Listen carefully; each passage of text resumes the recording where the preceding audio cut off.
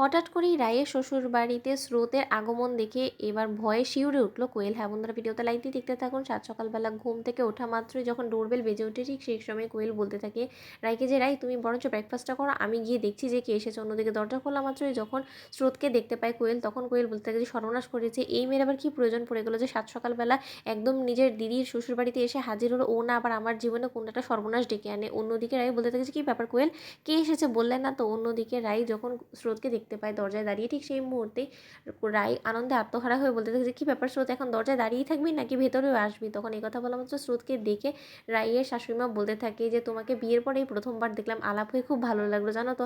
আমি তো তোমার বিয়ের সময় আসতে পারিনি, আমাকে নেমন্তন্ন করা হয়েছিল, কিন্তু তা সত্ত্বেও তোমার সাথে আলাপ হয়েছে, ভালোই হয়েছে। অন্যদিকে স্রোত বলতে থাকে যে আন্টি আপনি এসেছেন, আপনাকে দেখার জন্যই আসলে আমি এখানে এসেছি, আর তার থেকে বড় কথা আমার দিদিভাইয়ের সাথে কিছুটা সময় কাটানোর খুব ইচ্ছে করছিল। অন্যদিকে রাই বলতে থাকে যে কেন রে স্রোত, তোর আজকে কলেজে নেই। তখন স্রোত বলতে থাকে যে দিদিভাই কোনো সময় মনকে হালকা করার জন্য তো একটু কলেজ স্কিপ করা যায় তাই না, তুই নিশ্চয়ই আমাকে দেখে খুশি হসনি। তখন এই কথা বলা মাত্র রাই বলতে থাকে যে না না, ভালোই করেছিস তুই যখন এসেছিস।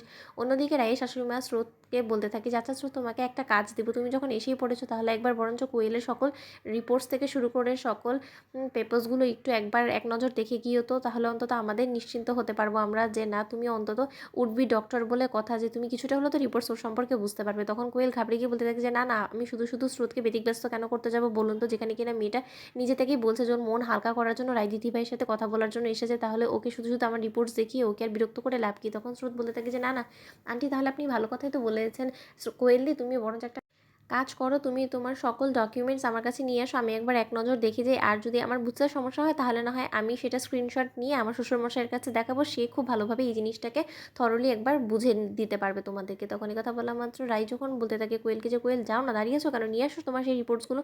তখন সেই রিপোর্টস থেকে শুরু করে সব কিছু দেখা মাত্র স্রোত বলতে থাকে যে কেন জানি না আমার মনে হচ্ছে যে কোয়েলের মধ্যকার কোনো সিমটমসের সাথে এই রিপোর্টসের কোনোই মিল নেই। অন্যদিকে রাই শাশুড়িমা বলতে থাকে যে কী ব্যাপার স্রোত, তোমার মুখটা এরকম হয়ে গেল কেন বলো তো, কী হয়েছে। এই রিপোর্টসে কি এমন কোনো কিছু এসেছে যেটার ফলে কি না আমরা ঘাবড়ানো বা টেনশনের কোনো কারণ আছে। তখন এই কথা বলা মতো স্রোত বলতে থাকে যে এখন কি আন্টিকে বলবো নাকি দিদিভাইকে একা ঘরে নিয়ে বলবো। অন্যদিকে স্রোত বলতে থাকে কোয়েলকে প্রশ্ন করে যে আচ্ছা কোয়েল দিদিভাই, তুমি একটা কথা বলো তো আমাকে, যে এই রিপোর্টসে যা কিছু বলা হচ্ছে সেইগুলোর অনুযায়ী তো তোমার আরও বেশি গুরুতর অবস্থা হওয়ার কথা, তোমার বিছানায় লেগে যাওয়ার কথা, সেখানে কিনা তুমি আমার সামনে দাঁড়িয়ে দিব্যি কথা বলছো। তার থেকে বড় কথা, তোমার মধ্যে এরকম কোনো সিমটমসই তো আমি দেখতে পাচ্ছি না। তোমার চুল পড়া থেকে শুরু করে এখনও কোনো সিমটমস যেখানে শুরু হয়নি, কিন্তু এখানে রিপোর্টস তো শো করছে যে তুমি লাস্ট স্টেজে পৌঁছে গিয়েছো। তাহলে লাস্ট স্টেজে যে ক্যান্সার পেশেন্টরা পৌঁছে যায় তাদেরকে তো অবশ্যই কেমো সেশন স্টার্ট করতে বলা হয়। তোমাকে এমন কোনো কিছু রেকমেন্ড করেনি ডক্টর, নাকি তুমি ভুল ডক্টরকে দেখাচ্ছ বলো তো।